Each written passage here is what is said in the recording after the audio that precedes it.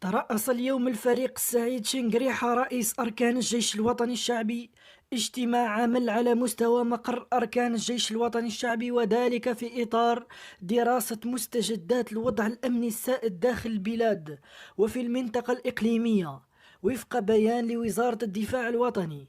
وأفاد البيان حضر هذا اللقاء كل من قائد الدرك الوطني ورئيس دائرة الاستعمال والتحضير لأركان الجيش الوطني الشعبي ومدير الإيصال والإعلام والتوجيه والمدير العام للأمن الوطني ومختلف مسؤولي مصالح الأمن، وكذا ضباط ألوية وعمداء من أركان الجيش الوطني الشعبي. من قلب البيت الأبيض، دعوات شنقريحة وتبون في مهب الريح. تقرير حصري بقلم شعيب جمال الدين. حملة أكاذيب ومغالطات ممنهجة يمارسها هذه الأيام الإعلام الجزائري إلى جانب مرتزقة اليوتيوب الفارين من الخارج من قضايا جنائية سيأتي الوقت المناسب للكشف عنها، بخصوص نية الرئيس الأمريكي جون بايدن للتراجع عن قرار ترامب حول الاعتراف الأمريكي بالسيادة المغربية على صحرائه. إذا عرف السبب بطل العجب. هذا السعار المدفوع من جنرالات الجيش والمخابرات يعود إلى العمل الدبلوماسي الناجح الذي يقوم به المغرب داخل المؤسسات الرسمية المؤثرة في صناعة القرار السياسي للبيت الأبيض، التي على ما يبدو وصل صداها على شكل تقارير إلى قصر المرضية وقيادة الجيش. صراع صامت تجري فصوله بأمريكا بين المغرب والجزائر هذه الأخيرة لجأت منذ لحظة إعلان ترامب التاريخي إلى خدمات شركات استشارة يطلق عليها جماعات الضغط.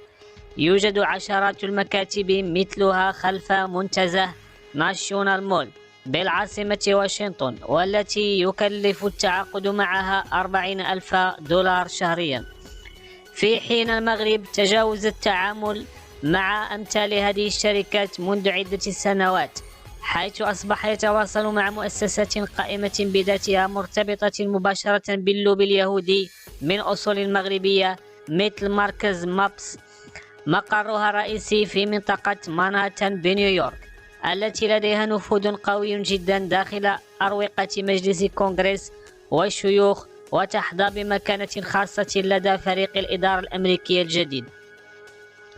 وزارة الخارجية بقيادة الوزير ناصر بوريطة بتنسيق مباشر مع الإدارة العامة للدراسات والمستندات برئاسة ياسر المنصوري تحت توجيهات الملك محمد السادس تسير بخطى ثابتة نحو تحقيق ضربة سياسية ودبلوماسية سيغلق به ملف الصحراء المغربية بشكل نهائي.